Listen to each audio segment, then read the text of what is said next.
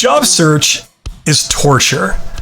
What's the worst part of the process? That's really gotten to you. Let me know in the comments. I think my favorite was always online applications. You know how they make you create an account with a username and password, and then you pretty much have to take your entire resume and enter it into about 1,000 little fields so that the entire process takes about an hour, because they can't just take your resume and read it. Oh no. The good news is that if you want to be treated like a number, which you probably will be if you get a job at that organization, is that starts the moment you put in your job application with them. It's great.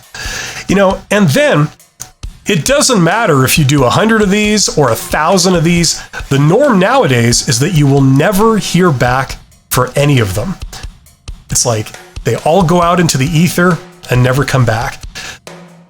It's really like taking a piece of paper and writing "hire me" on it, putting it into a bottle, and then throwing the bottle into the ocean. It's about the same likelihood that you're going to get a response.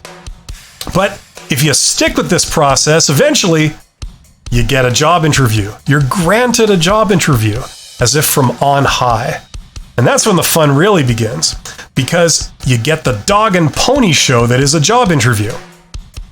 Now, I've had the pleasure of encountering a lot of first-time job seekers, and these people are often pretty innocent, and they think that, just being honest and being yourself is good enough for a job interview, and they'll be able to establish a rapport, and everything will go fine.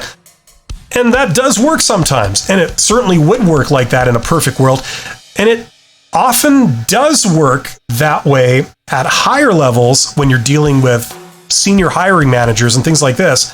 But unfortunately, for most of us, that's not the case. You're doing a standard job interview with recruiters, and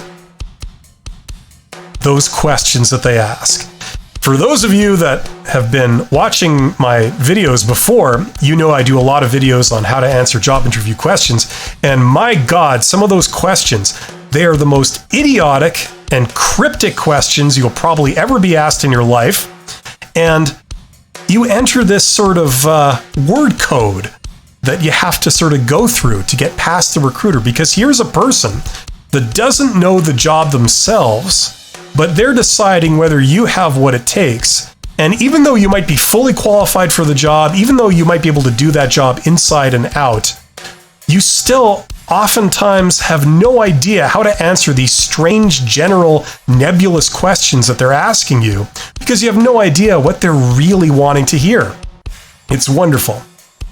Now, speaking of job interviews, the other unenviable joy is dealing with recruiters themselves. And I gotta say, I've never met a more professional, courteous, and respectful group than a lot of recruiters. Now, it's true that there are one or two good recruiters out there, but unfortunately, most people's typical experience with recruiters is anything but.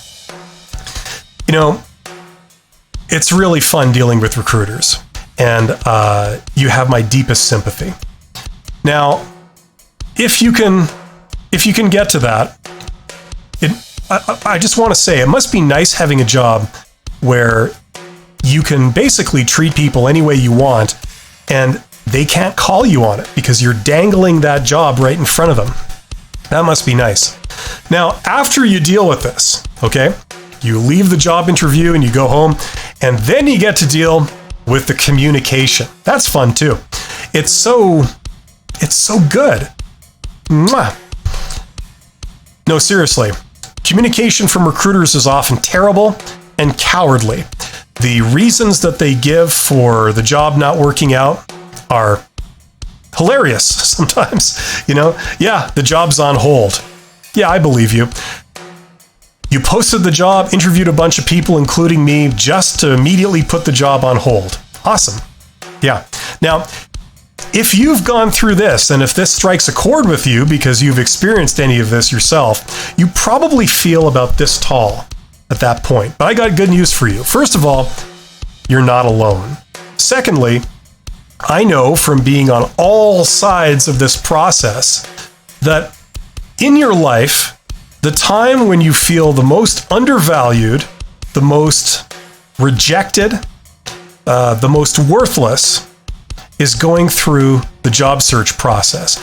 And it is all a smokescreen. It's all artificial because really, you are awesome. And this process succeeds in convincing a lot of people that they're not. So the first thing to do is remember that this is going to be over soon and everything will turn out okay. Now, what can we do about this? Well, since you're here, a great starting point would be to subscribe to my channel. There's a lot of resources out there to help you. My channel is one of them. And you can check out the over 200 videos that I have on this channel and my other channel. The links are in the description. And if you want to go deeper, you can join my channel as a member and get access to a bunch of extra videos that go deeper. And if you want to go really deep, I got a course called Get Hired. Teaches you everything you need to know to master this process and to discover all the jobs that are out there, apply for them, and get them. So check that out. All the links are in the description. Thank you very much for your attention. I'll say it again, you are awesome. Never forget that. Take care.